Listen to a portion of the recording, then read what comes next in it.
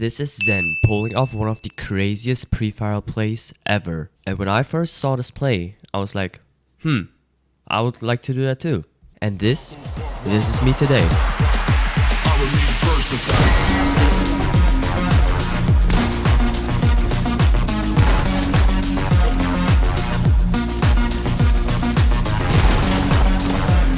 Over time, I've gotten insanely good at pre-firing. That's why today I'm going to share the basics, tips and tricks of pre-firing so you guys can get just as good as me. And if you apply all of these things correctly, your pre-fires will be so good that your opponents will literally give up and even accuse you of cheating.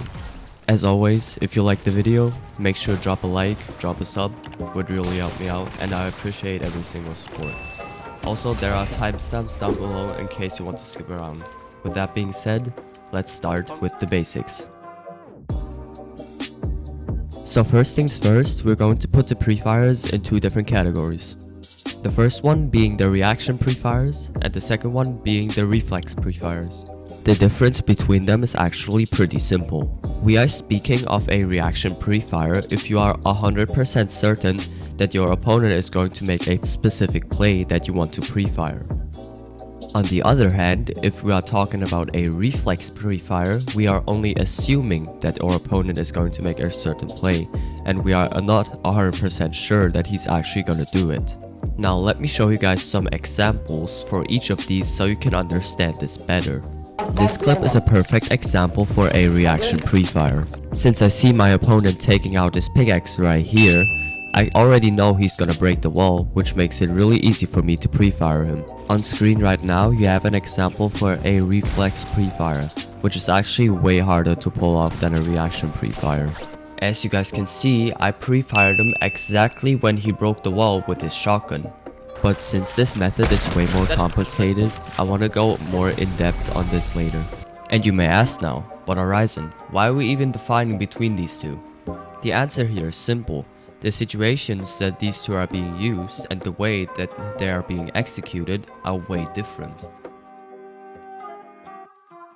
I was already talking about situations, so let's start right away with the reaction pre-fire. This one basically has one main situation. You're boxed up and your opponent is double pickaxing your wall or spraying your wall. Scenarios like this can easily be practiced in maps like Raiders Mechanics Training 5 with the pre-fire section.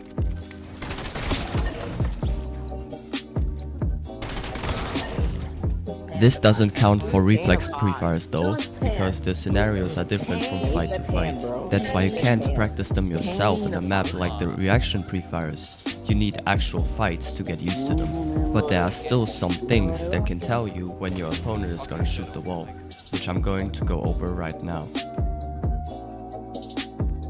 When performing reflex pre-fires, there are two different scenarios.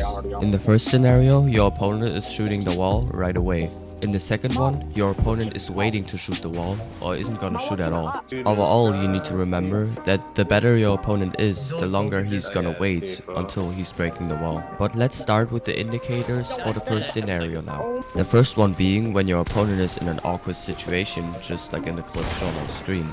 Since I put a cone over his head, he is in a bad spot, so he has barely any options left, which makes him panic and shoot the wall. The second one being is when your opponent is in a flow state, what I'm gonna call it. Basically, your opponent is coming out of an edit course and wants to keep going. In the second scenario, you can mainly predict your opponent based on his movement. In the clip that you can see on screen right now, you can see the opponent taking out his blueprint and walking towards the wall, which tells us that he's going to make a wide edit on me. On screen right now, you can see another example for this. Right there, you can see him swinging into his window peak. This tells me that he's going to try to break the wall as soon as he gets the chance to. But what do you do if none of these indicators are given? Well, I did the math. And I analyzed a lot of pre-fires that I did in the past, and also the one from Zen. And I ended up seeing the pattern. The average opponent waits about half a second before they shoot the wall, plus minus a few milliseconds. So if you can get used to this timing and almost perfect it, you will be really good to go. Alright, so if you guys made it until the end of the video, I really appreciate that. It really helps me out. If you guys learned something new or enjoyed the video in general, make sure to like and sub. And with that being said, I hope you guys have a wonderful day. I'll catch you later. See ya.